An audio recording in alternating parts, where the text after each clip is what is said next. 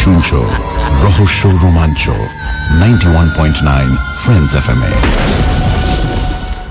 আজ শেষ রজনীতে এবার শোনাবো সৌরভ মুখোপাধ্যায়ের শিহরণ জাগানো কাহিনী লাস্ট ট্রেনে, রাত 11টায়।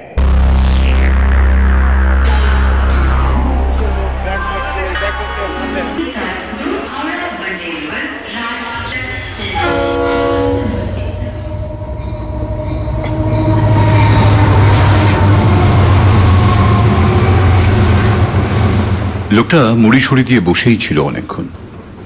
ট্রেন 4-5টা স্টেশন পেরিয়ে গেছে। আমরা 3 বন্ধু উল্টো দিকে জানলার ধারে বসে জমিয়ে আড্ডা শুরু করেছি। হঠাৎই নড়ে চড়ে উঠে আমাদের দিকে তাকালো।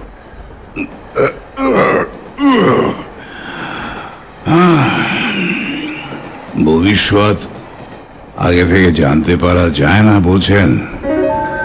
আশ্চর্য, তার মানে লোকটা এতক্ষণ জেগেই ছিল। আমরা ভেবেছি ঘুমোচ্ছে, তা নয়। দিব্যি শুনে যাচ্ছিল আমাদের এতক্ষণে তর্কাতর্কি। আমরা 3 জন, মানে আমি, রথিন আর সুশোভন, একসঙ্গে বসলে অবশ্য তর্ক বেঁধে যাওয়াটা কিছুক্ষণের মধ্যে অনিবার্য ব্যাপার হয়ে ওঠে। আসলে আমরা 3 জনে অফিস কলিগ। একদিকে যেমন দারুণ বন্ধু, আবার আমাদের মতের অমিল বিস্তর। রথিন ঘোর নাস্তিক, বিশ্ব সংসারের প্রতিটা ইঞ্চি ও যুক্তিবাদ দিয়ে যাচাই করে নিতে চায়। অন্যদিকে সুশোভন আবার 33 কোটি দেবদেবীকে নিত্যি প্রণাম ঠোকে। হাঁচি, টিকটিকি, তন্ত্র মন্ত্র, জ্যোতিষ সব মানে। ও বলে, সংখ্যাগরিষ্ঠ মানুষ যেটা বিশ্বাস করে সেটাকে না মানার মতো জোরদার বুদ্ধিবৃত্তি আমার অন্তত নেই বাবা। আমি হচ্ছি মধ্যপন্থী, যাকে বলে ওই সন্দেহবাদী। কি জানি, হয়তো রথিনই ঠিক, কিংবা হয়তো সুশোভন। শেষ কথা বলার আমি কে? ভূত আছে কি নেই, তন্ত্রমন্ত্র মারণ উচ্চাটনে কাজ হয় কি না, জ্যোতিষীরা সত্যিই জ্ঞানী নাকি বুজরুকি, এ ব্যাপারে কোনো দৃঢ় মতামত আমার সত্যি নেই। সত্যি বলতে কি উৎসাহও নেই। এজন্যই বিশ্বাস অবিশ্বাস নিয়ে যখন তর্ক বাঁধে, রথিন আর সুশোভন দুজনেই আমার সমর্থন খোঁজে এবং প্রতিবারই হতাশ হয়। আজও ব্যাপারটা সেরকমই চলছিল। রাতের ফাঁকা ট্রেনে জমিয়ে বসার পর একথা সে কথা সূত্র ধরে জ্যোতিষ আর ভবিষ্যৎবাণী নিয়ে লেগে গেল রথিন আর সুশোভনের মধ্যে।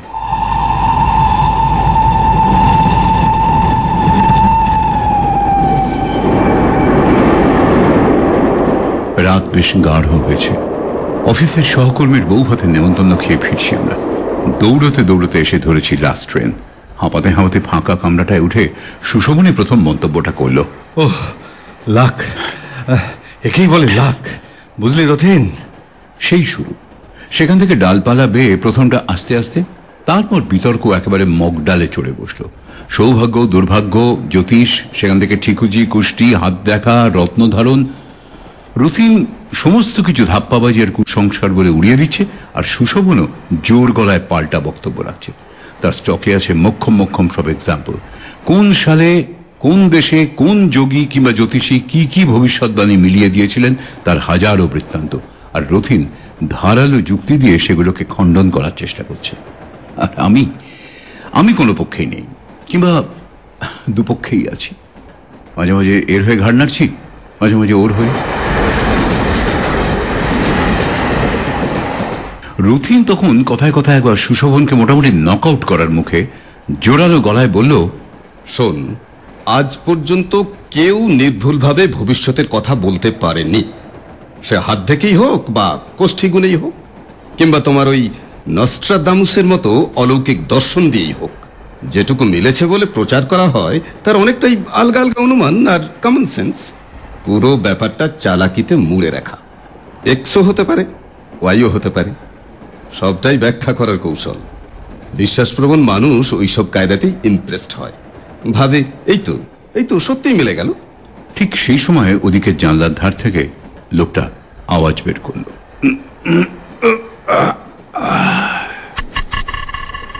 আমরা 3 জন একসঙ্গে চমকে ফিরে তাকালাম। কেমন যেন ধরা ধরা সর্দি বসা মতো গলা লোকটার। ভবিষ্যৎ আগে থেকে জানা যায় না বলছেন?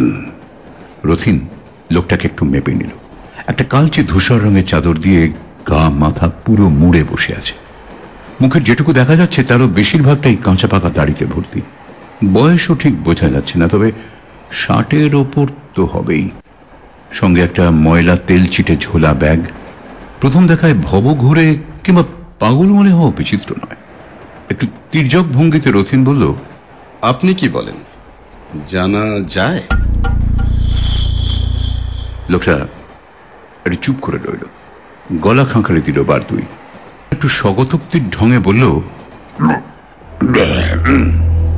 শেক্সপিয়ার বলেছেন এই ব্রহ্মাণ্ডে এমন অনেক কিছুই ঘটে যা আমাদের ব্যাখ্যার অতীত। ওসব আমাদের মুখস্থ আছে। অন্য লোকের বুলি না কপছি, আপনার নিজের ঝুলিতে যদি কিছু থাকে তো সেটা বের করুন।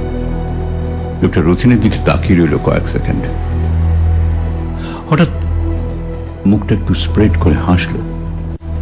দাড়ির ফাঁকে সাদা দাঁতগুলো ট্রেনের হলদেটে আলোয় পরিষ্কার দেখা গেল।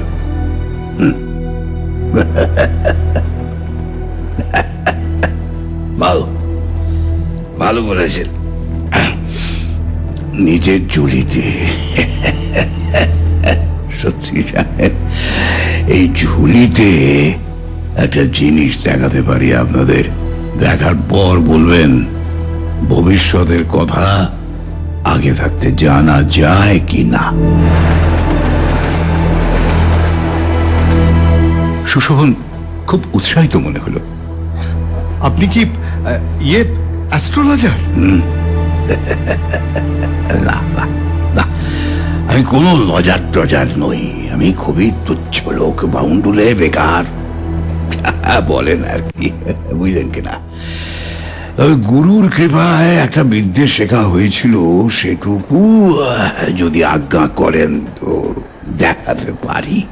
সেই বিদ্যেটি কি ভবিষ্যৎ দৃষ্টি, নল চালা না পামিস্ট্রি, নাকি করটি বিচার? ওই মাথার খুলি দেখে গড়গড় গড়গড় করে সব বলে দেন? ও সব কিছু নয়। আগে আমি শুধু আঁকতে পারি, আঁকতে পারি একটু আধটু। আঁকতে পারেন মানে? কি আঁকা? ওই জানিয়ে কথা হচ্ছিল ভবিষ্যৎ। আমি ভবিষ্যতের ছবি আঁকতে পারি। ঠিক বোঝা গেল না। ভবিষ্যতের ছবি মানে কিরকম ছবি? পোর্ট্রেট। পোর্ট্রেট। আমি যে কোনো মানুষের ভবিষ্যৎকালের পোর্ট্রেট এঁকে দিতে পারি। যে বয়সের ছবি সে দেখতে চাইবে আমি দেখিয়ে দেব, ছবি এঁকে দেখিয়ে দেব।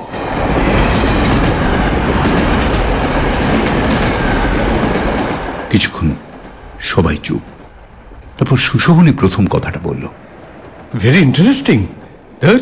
ইন্টারেস্টিং না কচু, নতুন ধরনের একটা আজগুবি।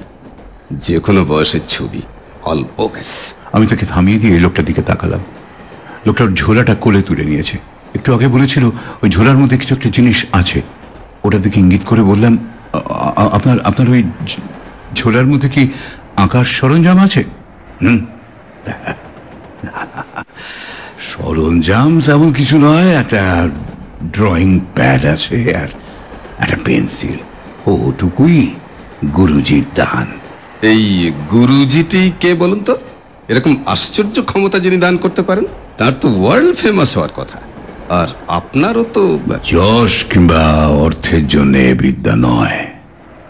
স্থির চোখে রথিনের দিকে তাকিয়ে লোকটা বলল, তারপর গলাটা আরেকটু গম্ভীর করলো, তবে অবিশ্বাসীর ভুল ভাঙানোর জন্য দেখানোর অনুমতি আছে।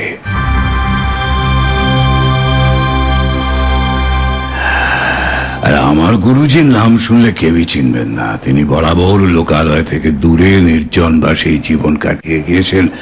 ঘুরতে ঘুরতে ভাগ্য বলে তার কাছে গিয়ে আমি পড়েছিলাম। তার ছিল অসীম ঐশ্বর্য। সেখান থেকে বলতে পারেন এই একটি কণা মাত্র আমি পেয়েছি। ঝমঝম শব্দ তুলে একটা ব্রিজ পেরোচ্ছে ট্রেনটা। হু হু করে ঠান্ডা হাওয়া এলো এক ঝলক। মৃদু আলোকিত নির্জন কামরায় বেশ একটা গা ছমছমে পরিবেশ। তার মধ্যে লোকটার কথাগুলো যেন অন্যরকম একটা শিহরণ তৈরি করছিল। ভবিষ্যতের ছবি আঁকতে পারে বুঝে, শুনলে কিরকম অদ্ভুত লাগে। আপনি ইয়ে মানে ফিউচারের ছবিগুলো কিভাবে আঁকেন? দেখতে পান সেই ছবি? লোকটা মাথাটা ওপর নিচে দোলালো, অর্থাৎ হ্যাঁ বলতে চাইল। চোখ বন্ধ করে পেন্সিলটা প্যাডে ছোঁয়ালেই ছবিটা ভেসে ওঠে, সঙ্গে সঙ্গে এঁকে ফেলতে পারি। তাহলে দেখি আমাদের মধ্যে কারো একটা পোর্ট্রেট আঁকুন তো। আচ্ছা ঠিক আছে, আমারটাই আঁকুন। এই মনে করুন বুড়ো হলে কেমন দেখতে হব, ওই 70-75 বছর বয়সে।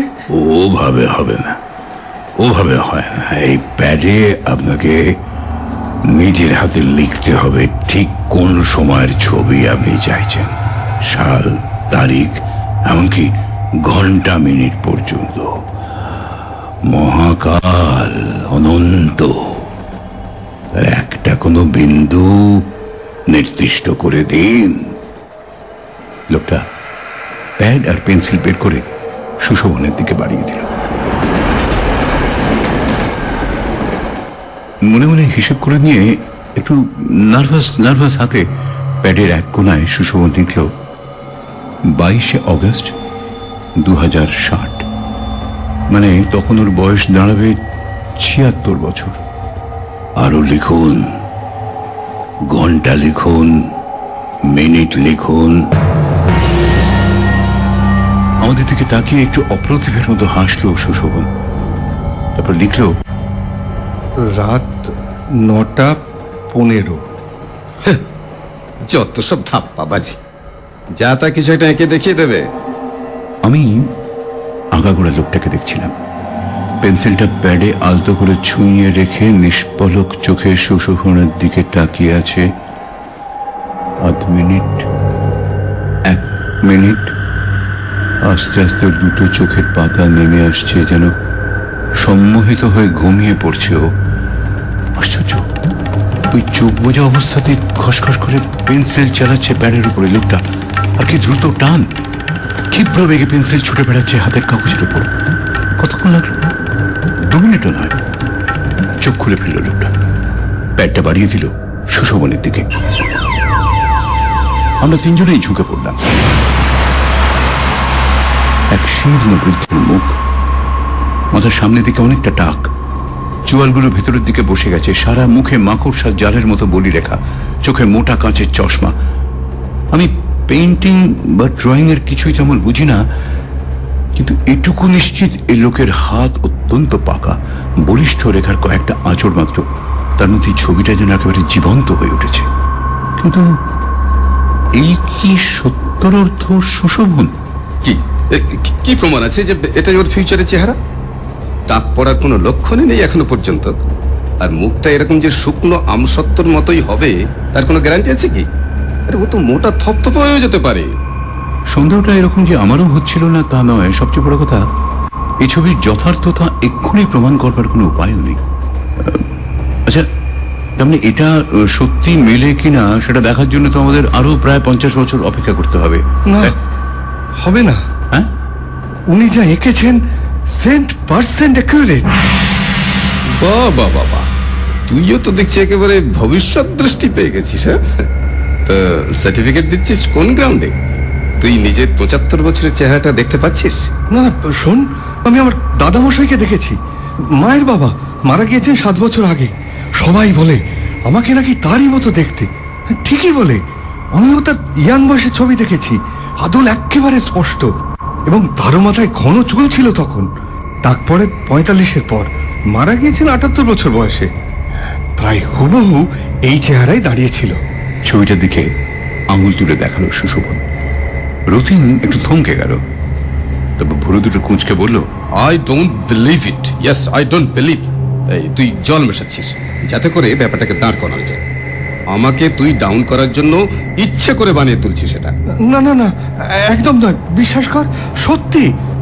হ্যাঁ, আমি তোকে আমার মামার বাড়িতে নিয়ে গিয়ে ছবিটা দেখাতে পারি। না না, আমি এক্ষুনি এটার ফয়সালা চাই। রতিনের চোয়াল শক্ত হয়ে উঠল, নাকের পাটাটা ফুলে উঠল অদ্ভুত ভাবে। আমার দিকে ফিরে ঝাঁঝালো গলায় রতিন বলল, এই তুই একবার তোর ভবিষ্যতের ছবিটা আঁকতে দে তো। আমি জানি তুই এ ব্যাপারে অনেস্ট থাকবি। আমি মানে রতিন যেভাবে বললো আমার আর না করার কোনো রাস্তা ছিল না। একটু ইতস্তত করে প্যাডটার একটা সাদা পাতায় ওই একই তারিখটা লিখে দিলাম, সময়টাও। সুশোভনের প্রায় আমারই সমান সমান বয়স, তার মানে তখন আমারও 75-76 দাঁড়ানোর কথা। দেখা যাক ছবিটা কি দাঁড়ায়। পেন্সিল ছুঁয়ে আবারও চোখ বুঝলো লোকটা। আমি প্যাডের উপর পেন্সিলটা দিকে তাকিয়ে আছি। এক্ষুনি বিদ্যুৎ গতিতে আঁচড় পড়বে পাতায়, কিন্তু এই কি, পেন্সিল স্থির, এক বিন্দু নড়ল না। লোকটাও চোখ খুলে ফেললো, সাদা কাগজে একটাও দাগ পড়েনি। আমি জিজ্ঞাসা চোখে তাকালাম ওর মুখের দিকে। লোকটা 2-3 সেকেন্ড আমার দিকে তাকিয়ে আস্তে আস্তে ডাইনে বাঁয়ে মাথা নাড়ল। কি ব্যাপার? নেই, ছবি নেই। ওই বয়সের কোনো ছবি দেখা যাচ্ছে না। মানে ছবি দেখা যাচ্ছে না কেন? লোকটা মাথা নিচু করেই রইল, কোনো উত্তর দিল না। রতিন একটা বিষাক্ত হাসি ছুঁড়ে দিয়ে বলল,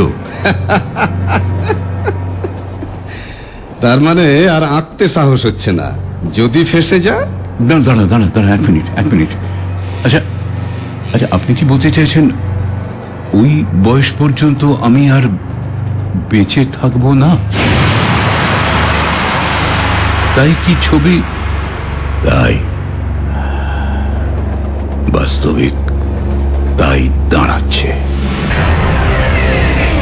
বাহ বাহ বাহ বাহ বাহ বাহ, দুর্দান্ত দুর্দান্ত! আরে দারুণ কায়দা নিয়েছেন মশাই। এরপর 2 বছর কি 5 বছর করে কমিয়ে কমিয়ে তারিখ লাগানো যাক, ঠিক বের করে ফেলা যাবে যে ও কবে মারা যাবে। কি ঠিক বলছে কি না? 5-7 বার আঁকাতে বসলেই যে কোনো লোক নিজেরাই জানতে পারবে। Fine business. আরে মশাই, আপনি তো লাল হয়ে যাবেন। শুরু করে দিন, নিন, শুরু করে দিন। লোকটা মাথা তুলে রথিনের দিকে তাকাল। চোখের দৃষ্টিটা অদ্ভুত। এরকম খসখসে গলায় বলল, আপনি ঠিক বলছেন না। একজন মানুষের মাত্র একবারই ছবি আঁকতে পারি আমি, দ্বিতীয়বার আর পারবই না। রিয়েলি? বেশ বেশ, তাহলে আমার একটা পোর্ট্রেট আঁকুন তো দেখি। কই দিন দিন দিন, ব্যাগটা দিন। এই আমি সাল, তারিখ, এই সময় আমি সব লিখে দিচ্ছি। লোকটা হাত বাড়িয়ে প্যাডটা এগিয়ে দিল। খসখস করে সাদা পাতায় রথিন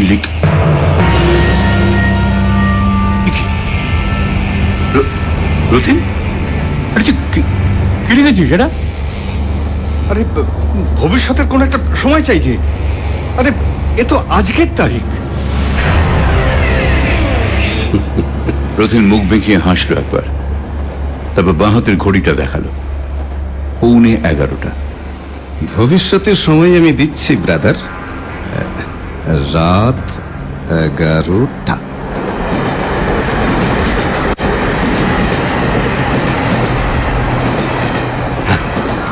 এবার বোঝা যাবে আপনি কত বড় আর্টিস্ট। নিন নিন, ধরুন। 15 মিনিট পরে আমার কেমন চেহারা হবে আঁকুন তো। এখানে আর অনুমান নেই।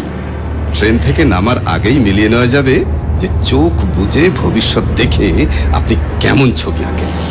রথিনের দিকে এক দৃষ্টিতে তাকিয়ে প্যাডে পেন্সিল ছোঁয়ালো লোকটা। চোখ বুঝল।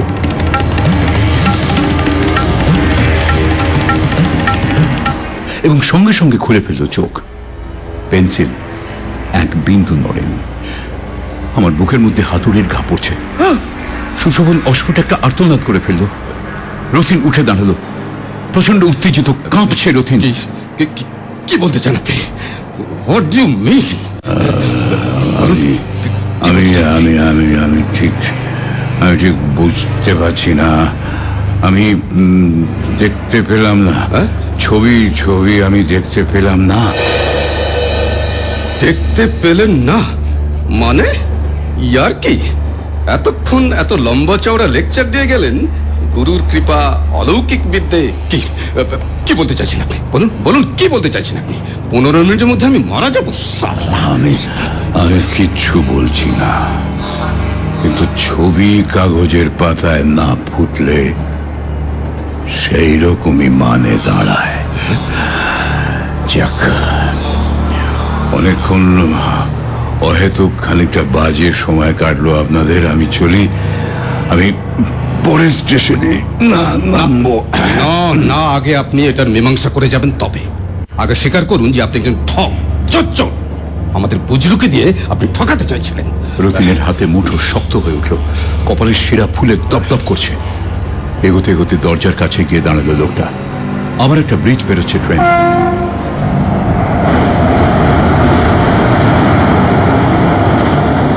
গুম গুম ঝমঝম শব্দ, কামরাটা দুলছে, আলোটা কাঁপছে মাঝে মাঝে। অনেক নিচে নদীর জলে সেই আলো চিকচিক করে উঠছে। রথিন দাঁতে দাঁত চেপে বলল, শালা ফ্রড, চোর, ভণ্ড কোথাকার। প্যাচে পড়ে গিয়ে এখন ধরফড়িয়ে পালাতে চাইছে। দেখ। লোকটা মুখ তুলে তাকালো একবার।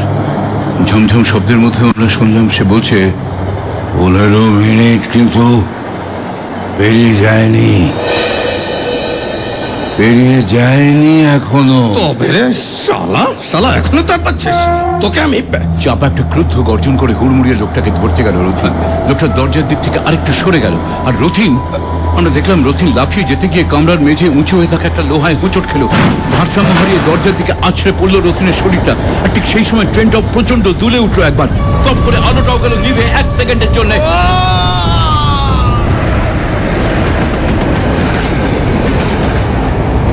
একটা আর্ত চিৎকার আমাদের রক্ত হিম করে দিয়ে ক্রমশ নিচে, আরো নিচে মিলিয়ে গেল। পাথরের মতো বসে রইলাম আমি আর সুশোভন। চোখ বুজে ফেললাম দুজনেই। আলো জ্বললো আবার। ব্রিজ শেষ। এবার শক্ত জমির ওপর দিয়ে হু হু করে ছুটে চলেছে রাতের রেলগাড়ি।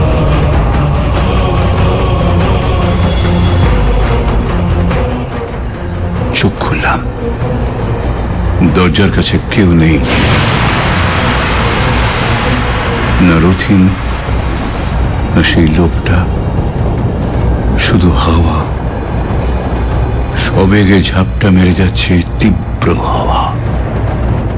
ঊর্ধ্বশ্বাসে ছুটে চলেছে লাস্ট ট্রেন। ঘড়ির কাঁটায় রাত 11টা।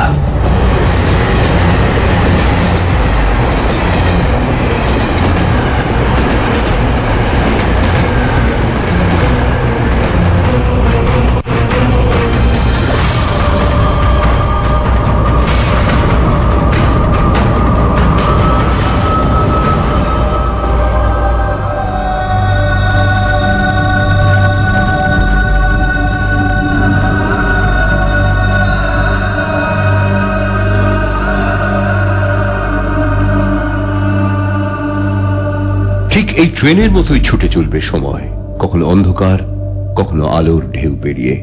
থাকবে না রথিন, থাকবে না সেই আশ্চর্য ছবি আঁকার লোকটা, আর থাকবে না রহস্য রোমাঞ্চ।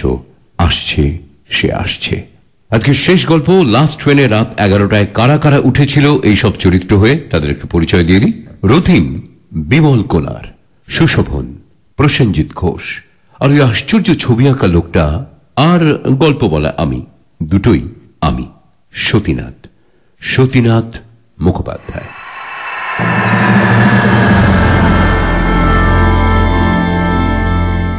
ব্যাকগ্রাউন্ড মিউজিক আর সাউন্ড এফেক্টস রাজা সেনগুপ্ত। তোমরা হয়তো শুনেছো কোন কোন এপিসোডে রাজার নাম বলা হয়নি। বিলিভ মি, দু একবার আমি তাড়াহুড়োয় ভুলে গেছি, সেটা নিশ্চয়ই অন্যায়, কিন্তু আমার রেকর্ড করা ভয়েস ফাইনাল এডিটিং এর সময় রাজা নিজে উড়িয়ে দিয়েছে। ভাবতে পারো রহস্যটা কি? ওকে জিজ্ঞেস করেছিলাম, বললো নিজের নাম বারবার শুনতে কি আর ভালো লাগে নাকি? আমি আর কি বলবো, যাকে বলে কিং কর্তব্য বিমূঢ়।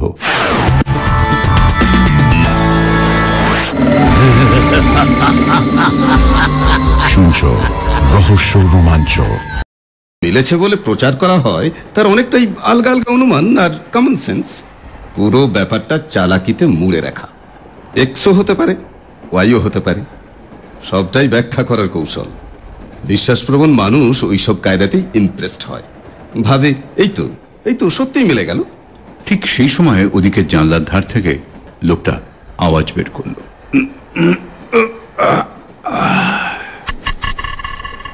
আমরা তিনজন একসঙ্গে চমকে ফিরে তাকালাম। কেমন যেন ধরা ধরা সর্দি বসা মতো গলা লোকটার। ভবিষ্যৎ আগে থেকে জানা যায় না বলছেন? রথিন লোকটাকে একটু মেপে নিল। একটা কালচে ধূসর রঙের চাদর দিয়ে গা মাথা পুরো মুড়ে বসে আছে। মুখের যেটুকু দেখা যাচ্ছে তারও বেশিরভাগটাই কাঁচা পাকা দাড়িতে ভর্তি। বয়সও ঠিক বোঝা যাচ্ছে না, তবে 60-এর ওপর তো হবেই। সঙ্গে একটা ময়লা তেল চিটে ঝোলা ব্যাগ। প্রথম দেখায় ভব ঘুরে কিংবা পাগল মনে হওয়া বিচিত্র নয়। একটু তির্যক ভঙ্গিতে রথিন বলল, আপনি কি বলেন, জানা যায়?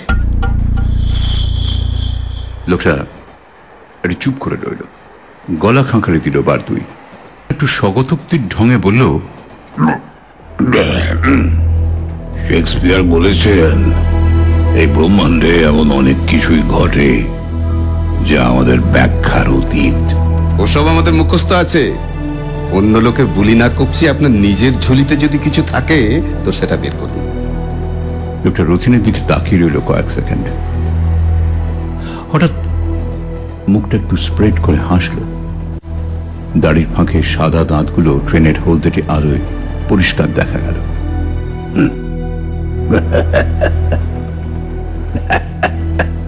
ভালো ভালো বলেছেন। নিজের ঝুলিতে। সত্যি জানেন, এই ঝুলিতে একটা জিনিস দেখাতে পারি আপনাদের। দেখার পর বলবেন ভবিষ্যতের কথা আগে থাকতে জানা যায় কি না। সুশোভন খুব উৎসাহিত মনে হলো। আপনি কি অ্যাস্ট্রোলজার? না না না, আমি কোনো লজার টজার নই।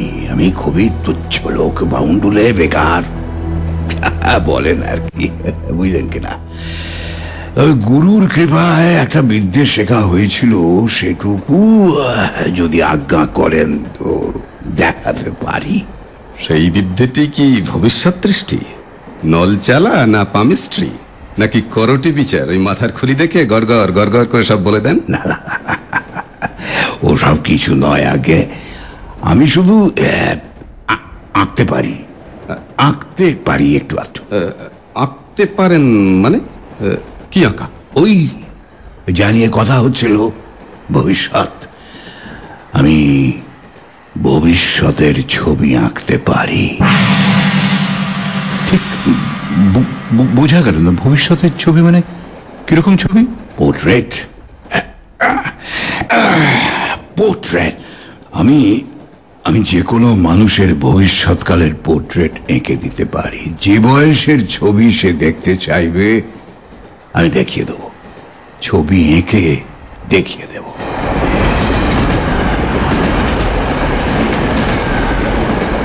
কিছুক্ষণ সবাই চুপ। তারপর সুশোভনী প্রথম কথাটা বলল, ভেরি ইন্টারেস্টিং। ইন্টারেস্টিং না কচু, নতুন ধরনের একটা আজগুবি। যে কোনো বয়সের ছবি, অল্প কেস। আমি তাকে থামিয়ে দিয়ে লোকটার দিকে তাকালাম। লোকটার ঝোলাটা কোলে তুলে নিয়েছে। একটু আগে বলেছিল ওই ঝোলার মধ্যে কিছু একটা জিনিস আছে। ওটা দিকে ইঙ্গিত করে বল। আমরা তিনজনেই ঝুঁকে পড়লাম। এক শীর্ণ বৃদ্ধের মুখ, মাথার সামনের দিকে অনেকটা টাক, চুয়ালগুলো ভেতরের দিকে বসে গেছে, সারা মুখে মাকড়সার জালের মতো বলি রেখা, চোখে মোটা কাঁচের চশমা। আমি পেইন্টিং বা ড্রয়িং এর কিছুই তেমন বুঝি না, কিন্তু এটুকু নিশ্চিত এই লোকের হাত অত্যন্ত পাকা, বলিষ্ঠ রেখার কয়েকটা আঁচড় মাত্র। তার মধ্যে ছবিটা যেন একেবারে জীবন্ত হয়ে উঠেছে। কিন্তু এই কি সত্যর অর্থ সুশোভন? কি প্রমাণ আছে যে এটাই ওর ফিউচারের চেহারা? টাক পড়ার কোনো লক্ষণই নেই এখনো পর্যন্ত। আর মুখটা এরকম যে শুকনো আমসত্ত্বর মতোই হবে তার কোনো গ্যারান্টি আছে কি? আরে ও তো মোটা থপথপ হয়ে যেতে পারে। সন্দেহটা এরকম যে আমারও হচ্ছিল না তা নয়, সবচেয়ে বড় কথা এই ছবির যথার্থতা এক্ষুনি প্রমাণ করবার কোনো উপায়ও নেই। আচ্ছা, তাহলে এটা সত্যি মেলে কিনা সেটা দেখার জন্য তো আমাদের আরো প্রায় 50 বছর অপেক্ষা করতে হবে। না, হবে না। হ্যাঁ, উনি যা এঁকেছেন 100% অ্যাকুরেট। বাবা বাবা, তুইও তো দেখছি একেবারে ভবিষ্যৎ দৃষ্টি পেয়ে গেছিস। হ্যাঁ, তো সার্টিফিকেট দিচ্ছিস কোন গ্রাউন্ডে? তুই নিজের 75 বছরের চেহারাটা দেখতে পাচ্ছিস? না না, শোন, আমি আমার দাদামশাইকে দেখেছি। মায়ের বাবা মারা গিয়েছেন 7 বছর আগে। সবাই বলে আমাকে নাকি তারই মতো দেখতে। ঠিকই বলে, আমিও তার ইয়াং বয়সের ছবি দেখেছি। আদল একেবারে স্পষ্ট, এবং তারও মাথায় ঘন চুল ছিল তখন। তারপরে 45-এর পর মারা গিয়েছেন 78 বছর বয়সে। প্রায় হুবহু এই চেহারায় দাঁড়িয়েছিল। ছবিটার দিকে আঙুল তুলে দেখালো সুশোভন। রতিন একটু থমকে গেল, তবে ভুরু দুটো কুঁচকে বলল, I don't believe it. Yes, I don't believe. এই তুই জল মেশাচ্ছিস যাতে করে ব্যাপারটাকে দাঁড় করানো যায়। আমাকে তুই ডাউন করার জন্য ইচ্ছে করে বানিয়ে তুলছিস সেটা। না না না, একদম নয়, বিশ্বাস কর, সত্যি। হ্যাঁ, আমি তোকে আমার মামার বাড়িতে নিয়ে গিয়ে ছবিটা দেখাতে পারি। না না, আমি এক্ষুনি এটার ফয়সালা চাই। রতিনের চোয়াল শক্ত হয়ে উঠল, নাকের পাটাটা ফুলে উঠল অদ্ভুত ভাবে। আমার দিকে ফিরে ঝাঁঝালো গলায় রতিন বলল, এই তুই একবার তোর ভবিষ্যতের ছবিটা আঁকতে দে তো। আমি জানি তুই এ ব্যাপারে অনেস্ট থাকবি। আমি মানে রতিন যেভাবে বললো আমার আর না করার কোনো রাস্তা ছিল না। একটু ইতস্তত করে প্যাডটার একটা সাদা পাতায় ওই একই তারিখটা লিখে দিলাম, সময়টাও। সুশোভনের প্রায় আমারই সমান সমান বয়স, তার মানে তখন আমারও 75-76 দাঁড়ানোর কথা। দেখা যাক ছবিটা কি দাঁড়ায়। পেন্সিল ছুঁয়ে আবারও চোখ বুঝল লোকটা। আমি প্যাডের উপর পেন্সিলটার দিকে তাকিয়ে আছি।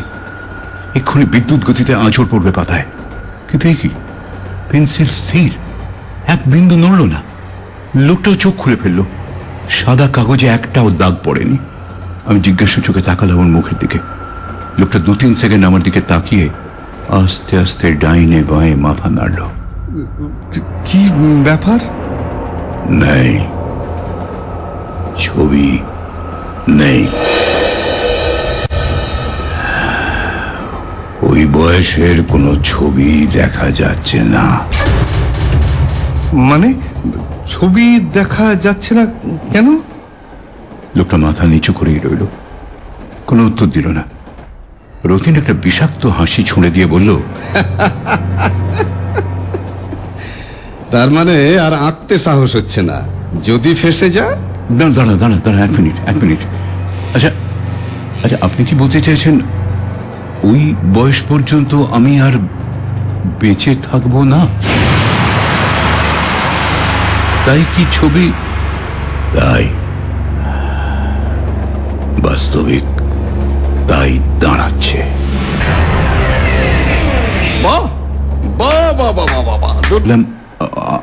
আপনার ওই ঝোলার মধ্যে কি আঁকার সরঞ্জাম আছে?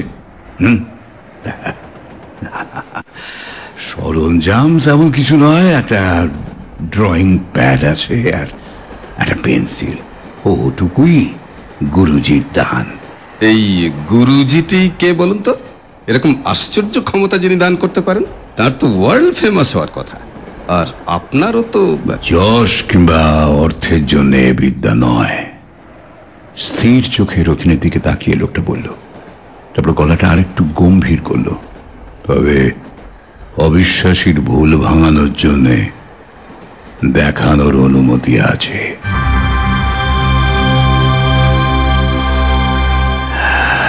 আর আমার গুরুজির নাম শুনলে কেউই চিনবেন না। তিনি বরাবর লোকালয় থেকে দূরে নির্জন বাসেই জীবন কাটিয়ে গিয়েছেন। ঘুরতে ঘুরতে ভাগ্য বলে তার কাছে গিয়ে আমি পড়েছিলাম। তার ছিল অসীম ঐশ্বর্য। সেখান থেকে বলতে পারেন এই একটি কণা মাত্র আমি পেয়েছি। ঝমঝম শব্দ তুলে একটা ব্রিজ বেরোচ্ছে ট্রেনটা। হু হু করে ঠান্ডা হাওয়া এলো এক ঝলক। মৃদু আলোকিত নির্জন কামরায় বেশ একটা গা ছমছমে পরিবেশ। তার মধ্যে লোকটার কথাগুলো যেন অন্যরকম একটা শিহরণ তৈরি করছিল। ভবিষ্যতের ছবি আঁকতে পারে বুঝে, শুনলে কিরকম অদ্ভুত লাগে। আপনি মানে ফিউচারের ছবিগুলো কিভাবে আঁকেন? দেখতে পান সেই ছবি? লোকটা মাথাটা ওপর নিচে দোলালো, অর্থাৎ হ্যাঁ বলতে চাইল। চোখ বন্ধ করে পেন্সিলটা প্যাডে ছোঁয়ালেই ছবিটা ভেসে ওঠে, সঙ্গে সঙ্গে এঁকে ফেলতে পারি। তাহলে দেখি আমাদের মধ্যে কারো একটা পোর্ট্রেট আঁকুন তো। আচ্ছা ঠিক আছে, আমারটাই আঁকুন। এই মনে করুন বুড়ো হলে কেমন দেখতে হব, ওই 70-75 বছর বয়সে। ওভাবে হবে না, ওভাবে হয় না। এই প্যাডে আপনাকে নিজের হাতে লিখতে হবে ঠিক কোন সময়ের ছবি আপনি চাইছেন, সাল, তারিখ, এমনকি ঘন্টা মিনিট পর্যন্ত। মহাকাল, অনন্ত, তার একটা কোনো বিন্দু নির্দিষ্ট করে দিন। লোকটা প্যাড আর পেন্সিল বের করে সুশোভনের দিকে বাড়িয়ে দিল। মনে মনে হিসেব করে নিয়ে একটু নার্ভাস হাতে প্যাডের এক কোনায় সুশোভন লিখল 22শে অগস্ট 2060। মানে তখন ওর বয়স দাঁড়াবে 76 বছর। আরো লিখুন, ঘন্টা লিখুন, মিনিট লিখুন। আমাদের দিকে তাকিয়ে একটু অপ্রতিভের মতো হাসলো সুশোভন। তারপর লিখল রাত 9:15। যত সব ধাপ্পাবাজি, যা তা কিছু একটা এঁকে দেখিয়ে দেবে। আমি আগাগোড়া লোকটাকে দেখছিলাম। পেন্সিলটা প্যাডে আলতো করে ছুঁয়ে রেখে নিষ্পলক চোখে সুশোভনের দিকে তাকিয়ে আছে।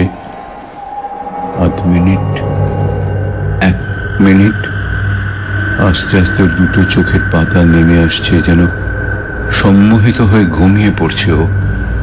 আশ্চর্য, ওই চোখ বোঝা অবস্থাতে খসখস করে পেন্সিল চালাচ্ছে প্যাডের উপরে লোকটা।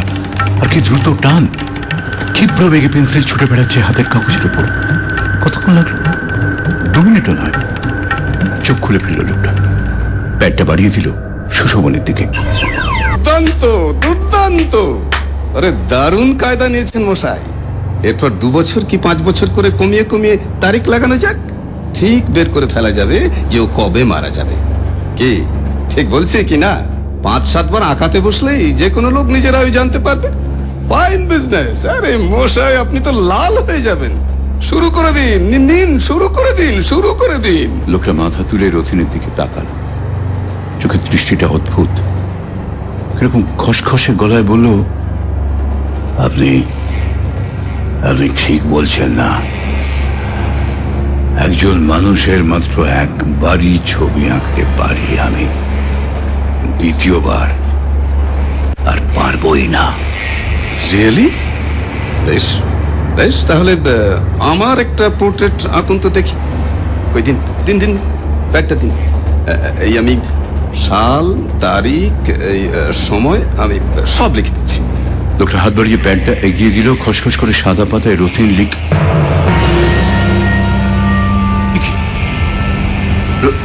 রথিন, আরে কি লিখেছিস সেটা?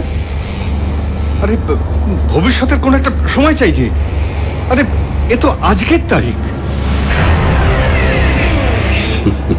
রথিন মুখ বেঁকিয়ে হাসলো একবার, তারপর বাঁ হাতের ঘড়িটা দেখালো। 11:15। ভবিষ্যতের সময় আমি দিচ্ছি ব্রাদার, রাত 11টা।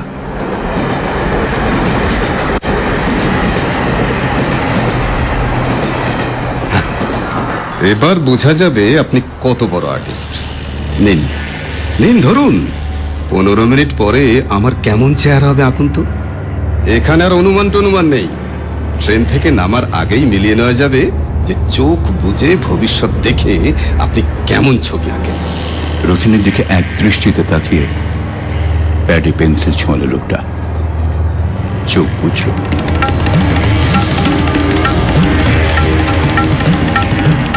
এবং সঙ্গে সঙ্গে খুলে ফেলল চোখ। পেন্সিল এক বিন্দু নড়েনি। আমার বুকের মধ্যে হাতুড়ির ঘা পড়ছে। সুশোভন অস্ফুট একটা আর্তনাদ করে ফেলল। রথিন উঠে দাঁড়ালো, প্রচন্ড উত্তেজিত, কাঁপছে রথিন। কি বলতে চান আপনি? What do you mean? আমি আমি আমি আমি ঠিক আমি ঠিক বুঝতে পারছি না। আমি দেখতে পেলাম না। ছবি ছবি আমি দেখতে পেলাম না। দেখতে পেলেন না মানে? ইয়ার কি? এতক্ষণ এত লম্বা চওড়া লেকচার দিয়ে গেলেন গুরুর কৃপা, অলৌকিক বিদ্যে। কি কি বলতে চাইছেন আপনি? বলুন বলুন, কি বলতে চাইছেন আপনি? 15 মিনিটের মধ্যে আমি মারা যাবো? আমি আমি কিচ্ছু বলছি না, কিন্তু ছবি কাগজের পাতায় না ফুটলে সেই রকমই মানে দাঁড়ায়। যাক, অনেকক্ষণ অহেতুক খানিকটা বাজে সময় কাটলো আপনাদের। আমি চলি। আমি পরের স্টেশনে নামবো। না না, আগে আপনি এটার মীমাংসা করে যাবেন। তবে আগে স্বীকার করুন যে আপনি একজন ঠক, চোর। আমাদের বুজরুকে দিয়ে আপনি ঠকাতে চাইছিলেন। রতিনের হাতে মুঠো শক্ত হয়ে উঠল, কপালের শিরা ফুলে দপদপ করছে। এগোতে এগোতে দরজার কাছে গিয়ে দাঁড়ালো লোকটা। আবার একটা ব্রিজ বেরোচ্ছে ট্রেন।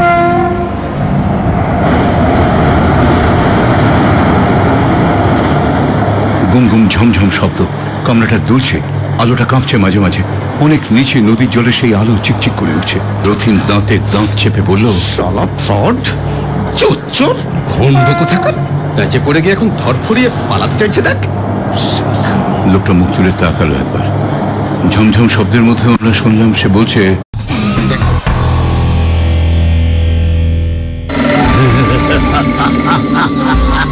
শুনছো রহস্য রোমাঞ্চ 91.9 ফ্রেন্ডস FM এ।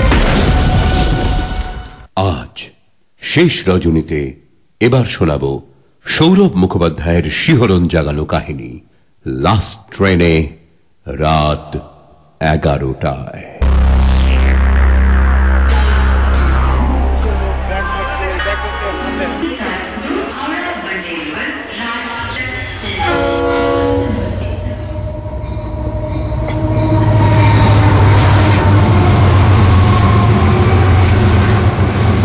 লোকটা মুড়ি সরি দিয়ে বসেই ছিল অনেকক্ষণ। ট্রেন 4-5টা স্টেশন পেরিয়ে গেছে। আমরা 3 বন্ধু উল্টো দিকে জানলার ধারে বসে জমিয়ে আড্ডা শুরু করেছি। হঠাৎই নড়ে চড়ে উঠে আমাদের দিকে তাকালো।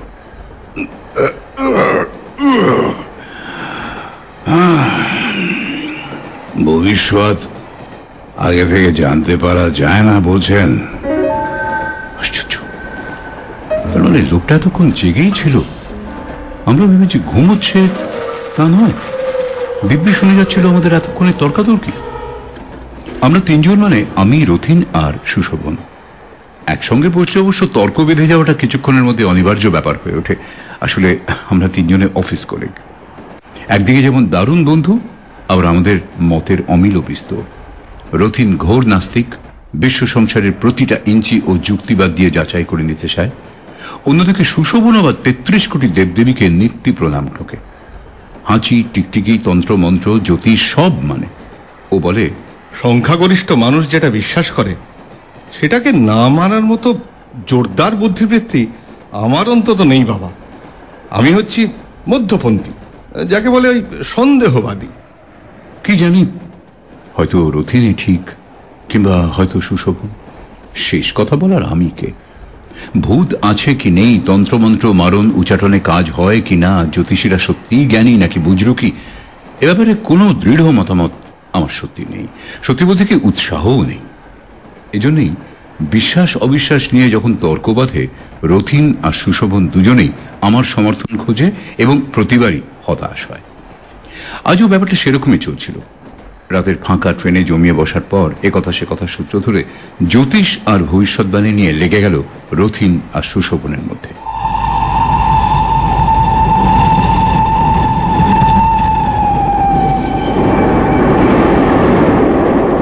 রাত বেশ গাঢ় হয়েছে। অফিসের সহকর্মীর বউ ভাতে নেমন্তন্ন খেয়ে ফিরছি আমরা। দৌড়তে দৌড়তে এসে ধরেছি লাস্ট ট্রেন। হাঁপাতে হাঁপাতে ফাঁকা কামরাটায় উঠে সুশোভনী প্রথম মন্তব্যটা করল, ওহ লাক, একেই বলে লাক, বুঝলি রথিন? সেই শুরু।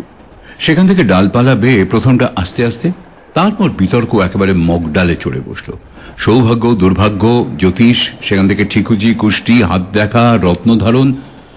রথিন সমস্ত কিছু ধাপ্পাবাজি আর কুসংস্কার বলে উড়িয়ে দিচ্ছে, আর সুশোভনও জোর গলায় পাল্টা বক্তব্য রাখছে। তার স্টকে আছে মক্ষম মক্ষম সব এক্সাম্পল। কোন সালে কোন দেশে কোন যোগী কিংবা জ্যোতিষী কি কি ভবিষ্যৎবাণী মিলিয়ে দিয়েছিলেন তার হাজারো বৃত্তান্ত, আর রথিন ধারালো যুক্তি দিয়ে সেগুলোকে খণ্ডন করার চেষ্টা করছে। আর আমি কোনো পক্ষেই নেই, কিংবা দুপক্ষেই আছি। মাঝে মাঝে এর হয়ে ঘাড় নাড়ছি, মাঝে মাঝে ওর হয়ে। রথিন তখন কথায় কথায় একবার সুশোভনকে মোটামুটি নক আউট করার মুখে জোরালো গলায় বলল, শোন, আজ পর্যন্ত কেউ নির্ভুলভাবে ভবিষ্যতের কথা বলতে পারেনি। সে হাত থেকেই হোক বা কোষ্ঠী গুণেই হোক, কিংবা তোমার ওই নস্ট্রাদামুসের মতো অলৌকিক দর্শন দিয়েই হোক। যেটুকু